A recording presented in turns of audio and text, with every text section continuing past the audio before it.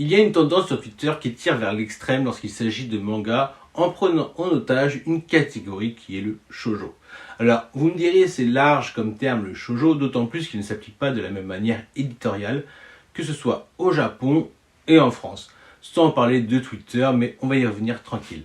Perso, je ne suis pas un expert du shoujo, j'ai mes raccourcis qui me conviennent très bien, car je n'en fais pas toute une histoire. Mais logiquement, un manga shoujo vient d'un magazine de prépublication japonais, qui s'adresse d'abord aux jeunes filles, au même titre qu'un shonen s'adresse aux jeunes garçons.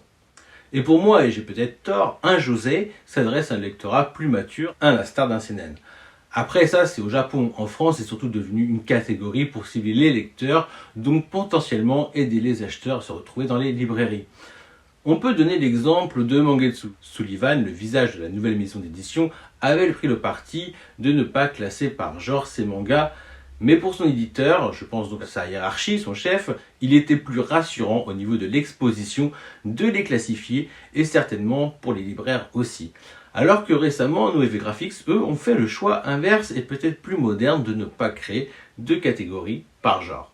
Déjà, ça fait moins de bandeaux de couleurs qui font tache sur certaines collections. Je pense bien sûr aux bandes vertes, pommes, des shonen chez Glénat pour ne citer que, et bien sûr la bande rose pour les shoujo. Mais ça, c'est qu'une histoire de goût. Le premier reproche qui est fait par les consommateurs de shoujo, ce sont les soucis d'exposition dans les librairies. Pourtant, ce qu'on entend moins, c'est la surexposition des shoujo en format numérique. En vrai, si je devais faire un parallèle, ce serait avec le Bitlick, les vampires urbains ou encore les romans de fesses façon 50 nuances degrés. Pour ceux qui ont l'habitude de lire en numérique, ils ont pu constater que ce genre de lecture bousculait le top 10 des ventes, voire plus largement le top 100. Qu'est-ce que j'entends par bousculer ? On va revenir sur le manga pour que ça vous parle plus. Aujourd'hui, peut-être que beaucoup d'entre vous l'ignorent, mais il y a un nouvel éditeur de manga shoujo dont personne ne parle vraiment. Personne, pas même l'élite du shoujo en France, ce sont les éditions Harlequin. Oui, les mêmes Harlequins de vos mères, de vos tantes, de vos grands-mères, qui prennent plaisir à lire des livres à l'eau de rose. Terme souvent péjoratif, mais si vous leur demandez, elles vous emmerdent. Et c'est ce qu'elles aiment lire, il y a quoi ? Voilà. De toute façon, la question n'est pas là. Sauf qu'il y a un marché. En vrai, je n'en sais rien, mais vu qu'il bouscule le top des ventes et s'invite en masse dans les nouveautés, c'est que ça doit bien marcher, sans compter qu'en plus, ce sont les mangas les plus chers du marché, en étant près de 8 € le one-shot en format numérique à moins de 200 pages. Le prix est super élevé lorsqu'en moyenne, il est à 5 € en numérique. La question se pose, le lecteur de shoujo se cacherait-il ? Ou préfère-t-il juste lire en numérique ? Pour un gain de place, certes, mais aussi par confort, et pourquoi pas par discrétion assumée. Après tout le monde ne cherche pas à exposer son jardin secret. Et c'est là que se pose un problème plus large, selon moi, concernant le shoujo manga. Il y a les forceurs, ceux-là on les aime bien, car ils ou elles peuvent nous donner envie de découvrir des œuvres qui sortent de nos sentiers battus. Puis il y a les cancers. On les connaît aussi ceux-là, ils sont partout. Sauf que dans le shoujo manga, elles ou ils en font une affaire de féminisme. Mais lorsque j'applique le mot cancer, j'affilie le côté extrémiste, celui qui a besoin de dénigrer les autres pour se sentir exister. Et quand je dis que ça part dans l'extrême, je peux vous donner un exemple récent. Tu vois un mec qui se fait plaisir à poster sa mangatech assez régulièrement parce que en un an, il a comblé 3 bibliothèques de titres qui font référence pour certains dans le genre badass. Alors c'est normal que des personnes soient étonnées d'une telle montée en puissance. En plus, dans sa mangatech, il y a des titres que l'on peut considérer très difficiles à acquérir. On peut être envieux, voire jaloux, mais en soi, il n'y a pas de mal. Et encore une fois, c'est normal de mettre en doute la faculté de ce collectionneur d'avoir tout lu. Chose pour laquelle il ne s'en cache pas. Il semblerait qu'il n'en a lu que le tiers, donc une bibliothèque sur 3. Et de toute façon, on l'aurait pas cru s'il nous avait dit le contraire. Mais bon, il est d'abord dans la collection, il aura tout le temps à l'avenir de lire ses séries, puis d'épurer selon ses goûts. Car il est évident que ces goûts sont basés sur l'expérience de lecture des autres, voire d'une communauté. Mais comme c'est le cas pour beaucoup qui ne jurent soit que par les notes de Manga News, soit de leur influenceur préféré, ou encore de leur propre communauté, et je pense à celle que l'on se crée à travers les réseaux sociaux quand je dis ça. Là où d'autres encore prennent le temps de découvrir à leur rythme, quitte à faire de mauvaises pioches. Mais en vrai, là n'est pas le propos. Par contre, lorsque gratuitement et avec toute la mauvaise foi du monde, ça devient à charge, sous prétexte que sa collection reflétait un parti pris machiste, car elle n'exposait qu'un titre avec une autrice mangaka, elle parlait de Doro et Doro. Déjà que je n'arrive toujours pas à comprendre pourquoi une personne a besoin de sortir ça, comme si le commun des mortels pensait à cela lors de l'acquisition d'une licence. Mais en fait, ça me rend dingue ce genre de propos, qui sert uniquement à déposer du plomb sous les ailes du féminisme. D'autant plus que cette personne n'a même pas été capable de capter toute la diversité des autrices dans cette collection. Puis ça ne se dégonfle pas, hein, elle nous fait une pica la personne. Genre oui mais bon voilà quoi, ça compte pas, tout le monde les a quoi, vu qu'il y a Fullmetal Alchemist dans le lot.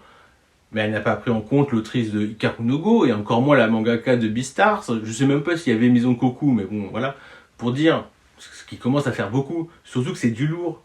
Après, je comprends très bien qu'une partie de la communauté shoujo se révolte contre le magazine Atom par exemple, car elle a sous-représenté les autrices mangaka dans leur premier hors-série qui révélait les 100 mangas, qui je sais plus quoi. Mais de là à vouloir les ringardiser en les caricaturant de magazines de trentenaires pour garçons mal alpha, faut savoir se détendre.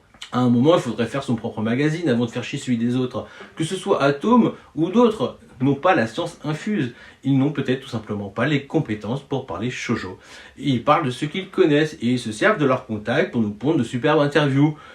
C'est tout, faut pas aller chercher plus loin et prendre un peu ce qu'on nous donne. Après, s'ils sont chauds pour faire un spécial shoujo, ce serait que plus pertinent et certainement très intéressant. Après, s'ils sous-estiment le shoujo, c'est leur problème. Moi, mon top 100, il est différent du leur, même si je ne loue pas un de leurs numéros. Mais on ne peut pas caractériser leurs lecteurs ainsi.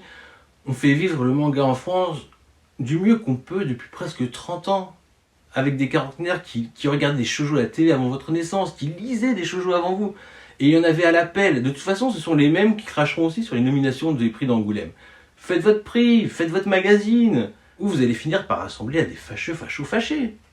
Le plus grand problème, c'est que vous donnez l'appellation de shoujo à tout et son contraire.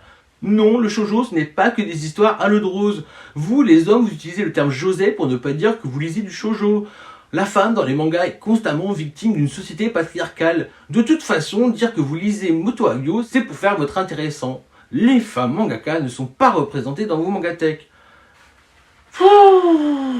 Déjà, j'ai juste envie de dire que c'est vous qui stigmatisez le shoujo manga. Car si la jeune fille veut lire une histoire à l'eau de rose avec un perso réservé dont les mecs se jouent d'elle, quel est le problème si elle aime lire ça?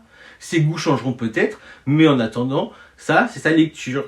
Et pour que vous, les filles, pas les garçons, mais vous, les filles, vous ne la faites pas chier, elle se contentera de lire ses mangas préférés discrètement, en numérique, peut-être.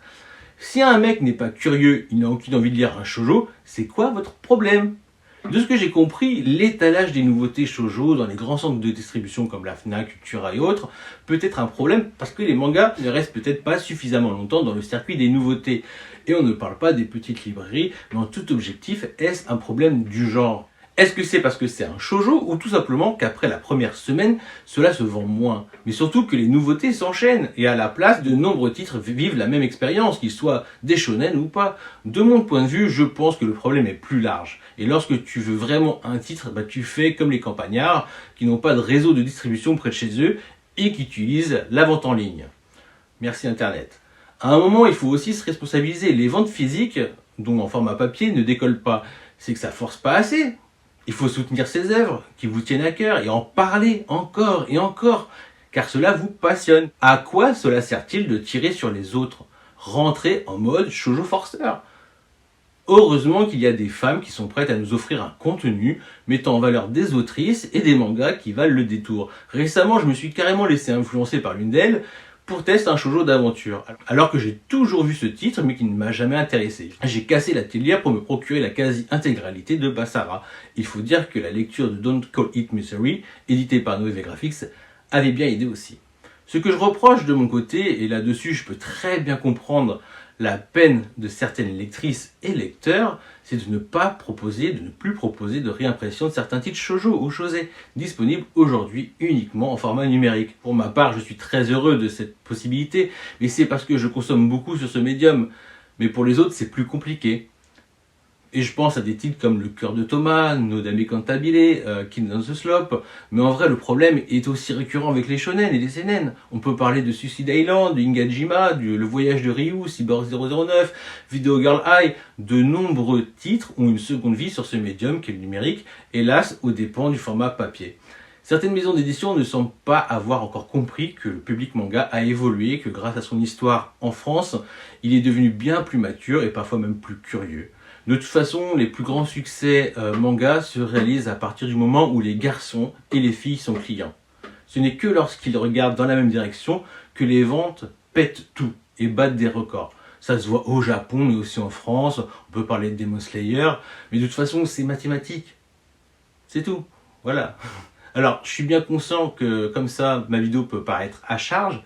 Il faut prendre en compte que je parle de personnes qui parlent d'abord entre elles, mais qui le font sur Twitter et qui citent avec photo une personne en particulier à travers sa mangatech pour ensuite porter un jugement sur ce que cela dégage. Mais meufs, on t'entend. Alors oui, vous parlez entre copines, mais vous n'êtes pas seul. Et c'est là que les propos puent le seum. À mon goût, ça donne une mauvaise image de la cause shoujo manga. Après, personne n'est parfait, chacun est le nez dans le guidon, chacun me voit midi à sa porte, ça arrive les bourdes, surtout lorsqu'on parle entre nous. Alors si je peux conclure, plutôt que de cracher sur les autres, vous mettre en mode cancer, faites part de vos conseils de lecture, quitte à parfois jouer aux forceurs.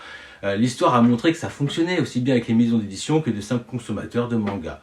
Et on n'oublie pas, c'est ça, c'est l'union qui fait la force. Ok? Sur ce, je vous laisse à vos occupations, je m'en vais tourner une vidéo un peu plus badass. Ciao!